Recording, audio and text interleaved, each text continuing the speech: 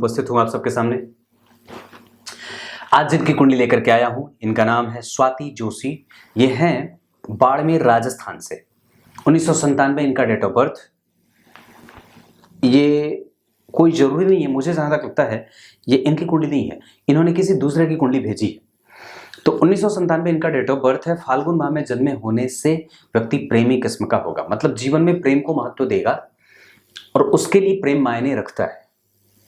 वो प्रैक्टिकल तो है, पर वस्तुतः वो प्रेम को अपने साथ जीवन में लेके चलेगा।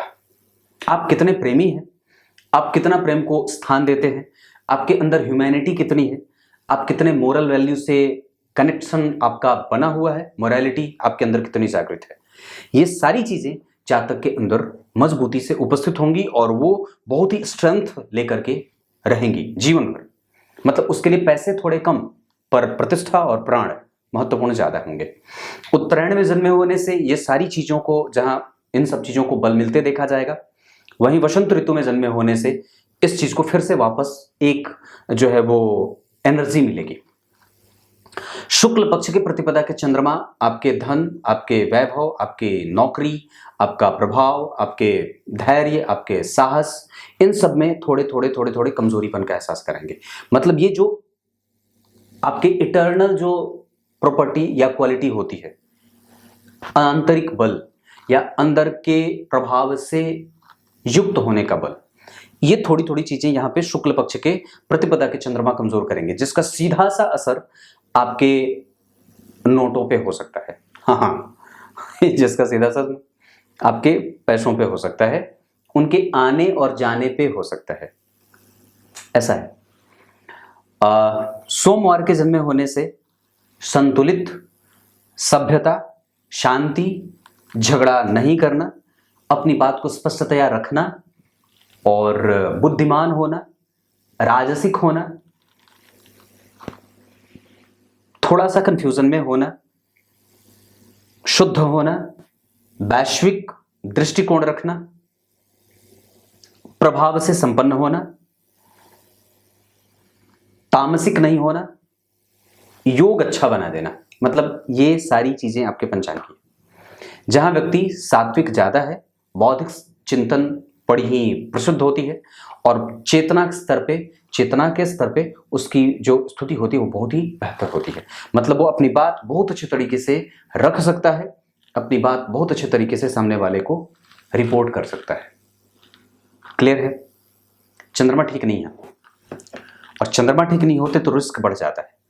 और इस कारण से कि वो यहां भी ठीक नहीं है, यहां पे शुक्र उच्च के हैं, यहां सूर्य छठे में रोग देंगे पेट का, यहां शनि आलस्य ना दे दे और यहां केतु कंफ्यूजन ना दे दे।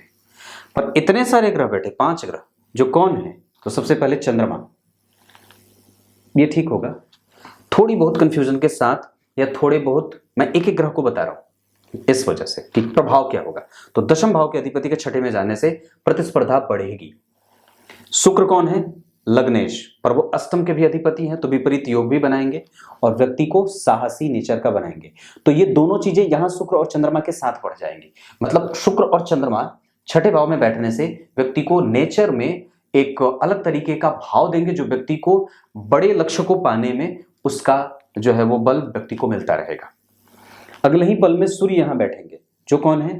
तो लाभ के अधिपति, जो किस तरीके से जातक को परेशान करेंगे। व्यक्ति जब किसी को दे देगा तो वापस उसको मिलने में दिक्कत होगी, या व्यक्ति जब किसी दूसरे पे भरोसा करेगा तो वो उसके भरोसे को तोड़ सकता है, या कई बार व्यक्ति गलत निर्णय ले सकता है, या कई बार उसको पेट से संबंधित समस्याएं हो सकती हैं, या कई बार धन के आवागमन की स्थिति कमजोर होगी। खर्च करने में व्यक्ति को संकोच करना पड़ता है। खर्च जब भी आए तब व्यक्ति को आर्थिक तनाव दिखता है, या कई बार व्यक्ति में दारिद्र्य दोष उत्पन्न होता है। क्लियर है? अगले ही पल शनि, ये पंचम और चतुर्थ के अधिपति, पर इस कुंडली के लिए वो कारक होते हैं। तुला लग्न की कुंडली के लिए कारक ग्रह और पापक ग्रह की राशि, पापक ग्रह ओके, शुभ ग्रह की राशि में इनके शुभ प्रभावों में वृद्धि होगी और पापक प्रभावों में कमजोरी। पर शनि का बल इस वजह से बढ़ जाएगा क्योंकि पापक ग्रह का छठे भाव में बैठना अच्छा माना जाता है, पर उनका निगेटिव ये होगा कि वो चूंकि नीच की राशि की तरफ बढ़ रहे हैं, उसके ठीक आगे बुध जैसा ग्रह बैठा है, पीछे कोई ग्रह नहीं है, पंचम भाव के अधिपति होकर के छठे में बैठे हैं, चतुर्थ भाव के अधिपति होकर के छठे में बैठे हैं, छठे भाव के अधिपति होकर के चतुर्थ में बैठे हैं। यहां से व्यक्ति के जीवन में सरकारी नौकरी का योग होगा, सरकारी नौकरी के चांसेस बनेंगे। चतुर्थ भाव के अधिपति जो हैं वो शनि दशम भाव के अधिपति के साथ बैठे हैं। इस कारण से भी 3 से 4 तरीके से व्यक्ति की कुंडली में नौकरी के योग बनेंगे। मतलब व्यक्ति प्रयास कर सकता है और अच्छे पद पे जाने का संकेत मिल रहा है। यहीं अगर केतु बैठेंगे और राहु का प्रभाव, तो व्यक्ति को उलझना नहीं चाहिए, झगड़ा नहीं करना चाहिए, और जितना ज्यादा हो सके अपने पेट और हृदय के नीचे, मतलब फेफड़े के नीचे और नाभि के नीचे तक का क्षेत्र थोड़ा बहुत आपको परेशान कर सकता है इस वजह से। पर इतने सारे ग्रहों में से वहां पे आपकी कुंडली में शनि, सूर्य, शुक्र और चंद्रमा, ये सारे ग्रह रेवती में बैठे और केतु अकेला उत्तरा भाद्रपद में शनि के नक्षत्र में, जिसके अधिपति यहीं बैठे। मतलब यहाँ पे कोई भी ग्रह कमजोर नहीं बैठे, क्योंकि यहीं पे वस्तुतः आप जरा देखेंगे तो बुध भी निकटस्थ ही होकर के बैठे हैं, जो अकेले व्यक्ति को बुद्धिमान बनाने का एक सफल प्रयास कर रहे हैं। सफल मैंने इसलिए कहा है क्योंकि वो भाग्येश होकर के लग्न को देख रहे हैं और भाग्य के कारक जन्म कुंडली में परिवर्तन योग बना करके अपना नीच भंग कर रहे हैं और साथ ही साथ व्यक्ति को मेहनती भी बना रहे हैं। परंतु वो किसी भी प्रकार से शुभ ग्रहों के प्रभाव में न आने के बाद, अपना नीच भंग करने के बाद, गुरु राहु से प्रभावित होने के कारण कई बार व्यक्ति को झूठा और कई बार व्यक्ति को संवेदनशील बहुत ज्यादा नहीं, निर्मम या कई बार मिलने से पहले मशक्कत ज्यादा वाली स्थिति पैदा करेंगे। इस बात को बहुत ही गंभीरता से समझने की आवश्यकता है। मंगल का प्रभाव यहां के लिए बहुत अच्छा होगा, मतलब ये ठीक है। और यहां पे जितने सारे ग्रह बैठे हैं ये सब आपकी बुद्धि में, सब आपके क्रिएशन में, सब आपके निर्णय लेने की क्षमता में और सब आपके अनुभवों में लाभ देंगे। और ये एक बात और भी कह दूं तो यहाँ पे जो स्थिति बन रही है उसके आधार पर आपको कंप्यूटर का, उसके आधार पर आपको बुद्धिमानी का, उसके आधार पर आपको तार्किक होने का, उसके आधार पर आपके अंदर भावनात्मक संचार का ये योग बनेगा। पर इतने सारे ग्रहों में अगर मैं एक बात और भी कह दूं तो वहां पे जितने भी स्थिति के प्रभाव में देखने की स्थिति मिल रही है, वहां केतु 4 डिग्री के, शनि जो है वो 17 डिग्री के, सूर्य जो है वो 23 डिग्री के, शुक्र जो है वो 25 डिग्री के और शनि जो है वो 25 डिग्री के। पर इतने सारे ग्रहों में वहां पे सबसे जो मजबूती से ग्रह जो उपस्थित होगा, चूंकि वो शनि है और दूसरे नंबर पे चंद्रमा, मतलब इतने सारे ग्रहों में यहाँ पे शनि और चंद्रमा ये दोनों अच्छे परिणाम देते देखे जाएंगे, जिसका लाभ जातक के जीवन में साहस के रूप में और शनि की दशा में आलस्य के रूप में देखने को मिल सकता है। जहां शनि की दशा में व्यक्ति एक्टिव होना जरूरी होगा, एक्टिव होना, वहीं चंद्रमा की दशा में व्यक्ति के साहस और व्यक्ति का पराक्रम बढ़ेगा। तुला लग्न की कुंडली के लिए चंद्रमा बहुत अच्छे भाव के अधिपति होते हैं। दशम भाव सबसे मजबूत केंद्र होता है और वो दशम के अधिपति होकर के छठे में बैठेंगे तो कहीं ना कहीं संतुलन पैदा करने के साथ साथ थोड़ी सी कमजोरीपन के साथ भी उपस्थिति अपनी दर्ज करा सकते हैं। जहां व्यक्ति के पिता को भी नौकरी में देखा जाता है या पिता को भी अच्छे पद वाला देखा जाता है, या कई बार जातक अपने जीवन में करियर को लेकर के आत्मसंतुलन का भाव जागृत करने के लिए मशक्कत करता है और उसमें वो सफल भी होता है। क्लियर है? तुला लग्न की कुंडली के लिए शनि का महत्वपूर्ण होना बहुत आवश्यक है और वो हैं भी और अच्छे बैठे हैं, मैं उन्हें खराब नहीं कहूंगा। नीचा विलासी होने के कारण अपने प्रभावों में मिनिमाइजेशन रहेगा, जिसके कारण व्यक्ति कई बार पंचम भाव से प्रभावित हो जाता है। यानी कि जो रिकॉग्निशन, जो टाइम पे प्लेसमेंट मिलनी चाहिए, जो व्यक्ति को प्रभाव मिलना चाहिए, जो परिणाम मिलना चाहिए, उसमें कई बार दिक्कत हो सकती है। गुरु का प्रभाव अगर विपरीत राज्य बनाता या फिर गुरु का प्रभाव अगर नीच भंग नहीं करता तो निस्संदेह ये कुंडली कमजोर और भी हो सकती थी। पर श्रवण नक्षत्र में बैठे हैं जिसके अधिपति जातक को कई बार रोगी बना रहे हैं और मानसिकता में श्रेष्ठता और दिव्यता दे रहे हैं। वहीं गुरु का प्रभाव आपकी कुंडली के लिए यहाँ के लिए अच्छा नहीं है, यहाँ के लिए बहुत ज्यादा श्रेष्ठ हो और यहाँ के लिए सामान्यतया होती है। मतलब गुरु अगर नीच के नहीं होते, वो राहु से प्रभावित नहीं होते तो व्यक्ति पूजा पाठ, अब मुझे लगता है कि ये तुला के हैं तो व्यवसायिक ज्यादा हैं और प्रैक्टिकल भी ज्यादा हैं, क्योंकि शनि और चंद्रमा एक साथ बैठ रहे हैं। मैं आपको एक बात कहता हूं, आपको सबसे पहले खुद पे काम करने की आवश्यकता होगी और मैं एक बात और भी कहूंगा कि जल्दबाजी में निर्णय लेने से बचना होगा। बहुत सारे ग्रहों का छठे भाव में बैठना बहुत अच्छा नहीं होता है, इस वजह से खुद पे काम करने की आवश्यकता भी महसूस करता हूं। और केंद्र के 2 घर खाली हैं और जन्म कुंडली में बुध और गुरु का एक दूसरे से केंद्र में होना यह व्यक्ति को बुद्धिमान, यशस्वी और तार्किक बना देते हैं। गुरु नीच के हो जाएंगे, अलग बात है कि वो नीच का भंग हो रहा है, क्योंकि गुरु शनि की राशि में और शनि गुरु की राशि में बैठे हैं। ये अवस्था आपको इस बात पे विचार करने के लिए मजबूर करेगी कि आप बड़ों का, बुजुर्गों का, धर्म का, आध्यात्मिक चीजों का, आध्यात्मिक चिंतन, इन सब चीजों पे आपका ध्यान कितना है और कितने गाढ़ापन की स्थिति आपके जीवन में उनकी है। मतलब उनकी सांद्रता जो होती है वो कितनी मजबूत है, उनकी उपस्थिति कितनी है, दूध में चीनी कितना मीठा है या फीका है, इस बात पे ध्यान देने की आवश्यकता होगी। नवांश कुंडली में मंगल का स्वग्रही होना, राहु, शुक्र, चंद्र, सूर्य का एक साथ बैठना, ये बहुत अच्छी बात होगी। और यहाँ पे मैं इसे कमजोर नहीं कहूंगा, क्योंकि राहु मित्र की राशि में या खुद की राशि में बैठे हैं, शुक्र और चंद्रमा यहाँ बैठे हैं, शुक्र और चंद्रमा यहाँ बैठे हैं। धन भाव के अधिपति का लाभ में जाना, ये बहुत अच्छी बात होगी। लग्न के अधिपति का छठे में जाना साहसिक, पराक्रम के अधिपति का चतुर्थ में आना, माता का स्वास्थ्य कमजोर, चतुर्थ भाव के अधिपति का तीसरे में छठे में जाना, नौकरी के योग, पंचम के अधिपति का छठे में जाना, श्रेष्ठ संतति होते हुए भी कई बार उनसे वैचारिक मतभेद, जातक के स्वयं की गलती के कारण और जिद्दी होने के कारण, छठे भाव के अधिपति का चतुर्थ में जाना, पैतृक संपत्ति का लाभ, छठे भाव के बाद 7वें भाव के अधिपति का लाभ में जाना, ये बहुत अच्छा संकेत है दाम्पत्य के मामले में। अष्टम भाव के अधिपति का विपरीत राजयोग बनाना और उच्च का होना, शुक्र की दशा का बेहतर परिणाम देना। नवम भाव के अधिपति का सप्तम में आकर के लग्न को देखना, भाग्यशाली योग, और व्यक्ति के जीवन में पूर्वजों का और उसके जीवन में धर्म का प्रश्रय होता है, सभी धर्मों को। और कई बार व्यक्ति जो है वो सेक्युलर हो जाता है, बहुत ज्यादा सेकुलर नहीं होना, क्योंकि जब सेकुलरिज्म का झंडा माथे पे गाड़ दिया जाता है तो आपका धर्म खतरे में आ जाता है। हाँ बिल्कुल, ये बहुत संतुलन वाली बात है और उसमें संतुलन बना करके रखने की आवश्यकता है। प्रत्येक धर्म के लोग बहुत ज्यादा सेकुलर ना हो, इससे उनका धर्म कमजोर पड़ता है और वो कई बार उनकी दृष्टि बाधित होती है। मैं प्रत्येक धर्म के लोगों के लिए बात करता हूं, आप नहीं हो सकते, क्योंकि कोई भी धर्म न तो बड़ा होता है और न तो छोटा होता है, पर सभी व्यक्ति को अपने धर्म में आदर, अपने धर्म का भाव और अपने धर्म का प्रचार करने का अधिकार है। और सभी धर्म के लोगों को अपने अपने धर्मों का सत्कार अत्यंत आवश्यक है, चाहे वो कोई भी हो और कहीं से भी आता हो। और वस्तुतः जो सबसे श्रेष्ठ है वो तो श्रेष्ठ है ही, उसकी श्रेष्ठता पर कभी भी सवाल और संदेह खड़े नहीं किए जा सकते। आगे बढ़ता हूं। दशम भाव के अधिपति का जन्म कुंडली में छठे में जाना, प्रतिस्पर्धा विकसित हो, कर्म क्षेत्र में अपडेट रहना आवश्यक होगा, नहीं तो कई बार आपके गर्दन पे तलवार भी चलेगी। कहने का मतलब है कि व्यक्ति को उसके पद से हटाया भी जा सकता है, ये भाव भी विकसित होगा। ये खास करके चंद्रमा और राहु की दशा में हो सकती है। दशम के बाद एकादशवें के अधिपति का छठे में जाना, ये दारिद्र्य दोष पैदा ना करे। सूर्य की दशा में व्यक्ति को संतुलित रहने की आवश्यकता होगी, सूर्य की विशेष आराधना आवश्यक होगी। आदित्य हृदय, आपकी कुंडली में नौकरी के योग हैं और मैं समझता हूं कि बहुत ज्यादा अच्छे हैं, बिल्कुल है और बहुत ज्यादा अच्छे हैं, बहुत बढ़िया है।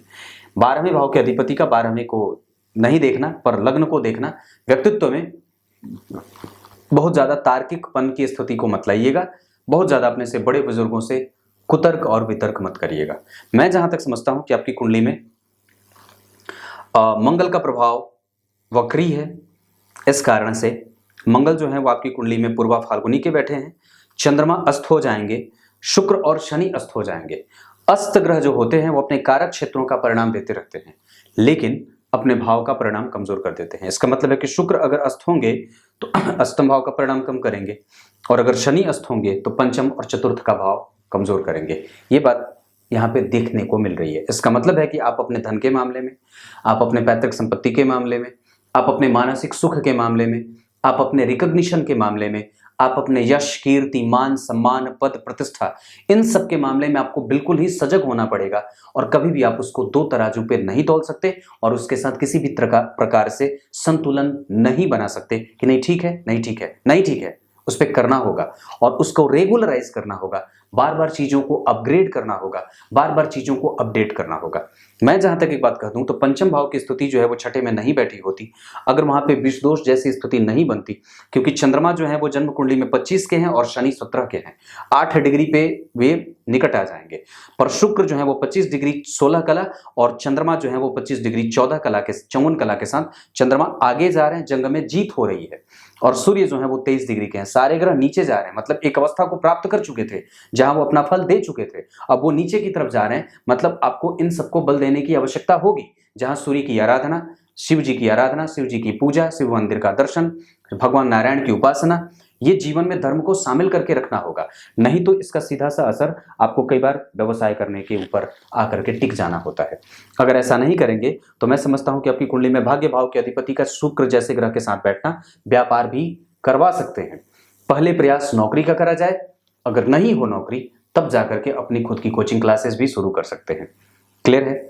आपकी कुंडली के लिए 5 तारीख अच्छी होगी, शुक्रवार का दिन अच्छा होगा, दक्षिण दिशा अच्छी होगी। आपकी कुंडली में मंगल अच्छे नहीं होते, इस वजह से मंगल की दशा में विशेषतया धन को लेकर के, स्वास्थ्य को लेकर के, दाम्पत्य को लेकर के, राहु में मंगल, शनि मंगल राहु केतु की दशाओं में विशेषतया सावधान होने की आवश्यकता है, क्योंकि शनि भी अस्त है, वो कई बार आपके दुश्मनों में वृद्धि कर सकते हैं। यहाँ पे कोई पापग्रह नहीं है, इस वजह से कई बार अपने ही लोग आपके दुश्मन बन जाते हैं।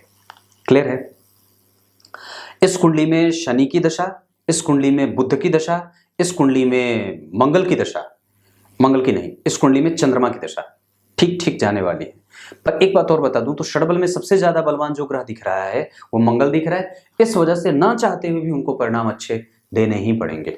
यहाँ पर जो मंगल हैं वो स्वग्रही, यहाँ पे जो मंगल हैं वो स्वग्रही, यहाँ पे जो मंगल हैं वो कम से कम देखिए तो कहाँ बैठे हैं? मित्र की राशि में, और उस मंगल के ऊपर किसी भी पापग्रह का कोई प्रभाव नहीं है, इस कारण से मैं उसे अच्छा कहता हूँ। लग्न के अधिपति जो शुक्र है उनका छठे में जाना ये ठीक नहीं होगा।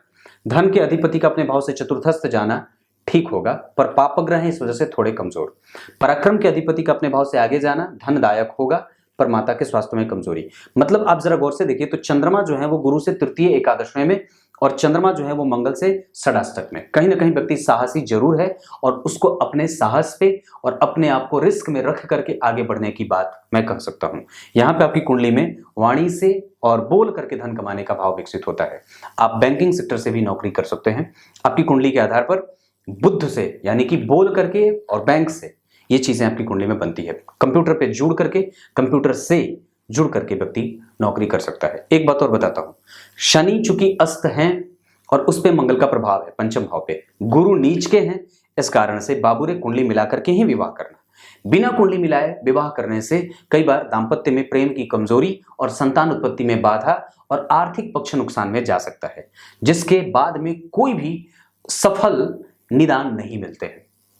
तो मेरे कहने का सीधा सा मतलब होगा कि आपको कोई भी विवाह करने से पहले जरूर ही विचार कर लेना चाहिए। विशेषतया मीन राशि के जातक आपके लिए, मिथुन राशि के जातक, कुंभ राशि और मकर राशि के जातक आपके लिए अच्छे होंगे। विवाह के लिए अगर कहीं से भी हो तो उत्तर दिशा बहुत ज्यादा अच्छी होगी विवाह के लिए, ये बात बहुत अच्छी बनेगी। आपकी कुंडली में मैंने दिन बताया, नक्षत्र वगैरह अगर बता दूं तो आपकी कुंडली के लिए सबसे अच्छा जो नक्षत्र होगा वो अश्विनी हो सकता है, भरणी हो सकता है, पूर्वा भाद्रपद हो सकता है, पूर्वा फाल्गुनी और पूर्वाषाढ़ा हो सकता है। उसके अतिरिक्त आपकी कुंडली में उत्तरा भाद्रपद, उत्तराषाढ़ा और उत्तरा फाल्गुनी, ये तीन पूर्वा भाद्रपद, पूर्वा फाल्गुनी, पूर्वाषाढ़ा, उत्तरा भाद्रपद, उत्तरा फाल्गुनी और उत्तराषाढ़ा। उसके अतिरिक्त रेवती अच्छे होंगे, पुष्य पुनर्वसु अच्छे होंगे, और दिन में मैंने बताया शुक्रवार और शनिवार अच्छे होंगे।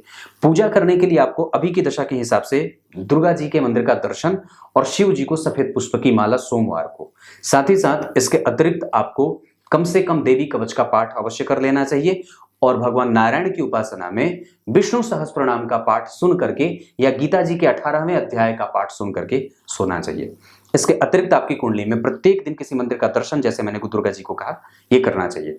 सनातनी जहां भी होते हों या जो भी इस धरा पे है, सभी को सूर्य की उपासना करने का अधिकार है और सभी को सूर्य की उपासना करनी चाहिए। सूर्य एकमात्र जो कभी भी आपको, एक हिंदू या एक सनातन धर्म का जन्मा व्यक्ति भले ही किसी अन्य धर्म को कह सकता है कि तुम सूर्य की पूजा करो या भगवान राम को मानो, पर वस्तुतः ये दोनों कभी भी आपको कहने नहीं आएंगे, ना तो सूर्य और ना तो भगवान राम। पर वस्तुतः इस धरा पे जन्मा प्रत्येक व्यक्ति भगवान सूर्य की उपासना अवश्य कर सकता है और करनी ही चाहिए, क्योंकि वो किसी के नहीं है, नहीं तो सबके हैं। वो किसी एक धर्म के नहीं है, वो सभी धर्मों को है, क्योंकि आदर तो वो सबको देते हैं, रोशनी वो सबको देते हैं, और किसी भी तरीके से जो पिंड हमारी सुरक्षा कर रहा है, हमें उसको सम्मान में एक लोटा जल तो जरूर अर्पित कर देना चाहिए, और निसंदेह वो वैज्ञानिक तथ्य से भी युक्त है। क्लियर है? अब क्या बताऊं, सब कुछ तो बता दिया। नौकरी है, योग आपकी कुंडली में अच्छे हैं, विवाह आदि के योग आपकी कुंडली में अगर मैं बताऊं तो विवाह के योग 1997 के हैं आप, अभी भी चल रहा है। 2025 के छठे महीने से पहले भी विवाह कर सकते हैं, और मैं समझता हूं कि विवाह में विलंब मत करिएगा। क्यों ऐसा?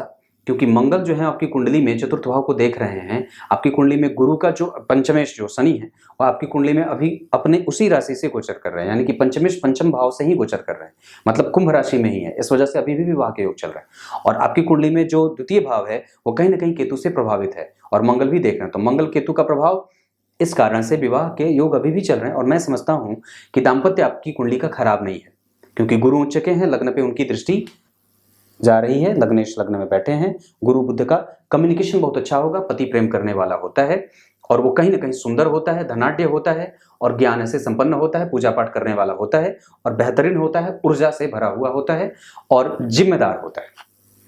ये चीजें मिलती है। एक बात और कहूंगा, आपकी कुंडली के आधार पर अगर जो अभी राशि जो बनी है आपकी वो मीन के है, तो गुरु यहीं से है, आराम से अभी भी विवाह का योग चल रहा है। निसंदेह आगे विवाह के बारे में चर्चा करी जा सकती है। दाम्पत्य ठीक है, निश्चिंत, कोई दिक्कत वाली बात नहीं है। कुछ इसी तरीके से आज के कार्यक्रम का उच्च शिक्षा का योग आपकी कुंडली में बहुत बेहतर है, इस पे हमेशा ही आपको काम करना होगा। रिसर्च वगैरह का क्षेत्र आपकी कुंडली के लिए बहुत अच्छा है, इस पे काम आपको करना होगा। संतान उत्पत्ति में बाधाएं न हो, इस वजह से कुंडली मिला करके करनी होगी। पिता का सुख आपकी कुंडली में मैं थोड़ा कमजोर देख रहा हूं, इस वजह से उन पे ध्यान देना होगा। माता के साथ संबंधों को विकसित करिए, और भी ज्यादा उसको आवश्यकता है। तब तक के लिए बहुत बहुत नमस्कार।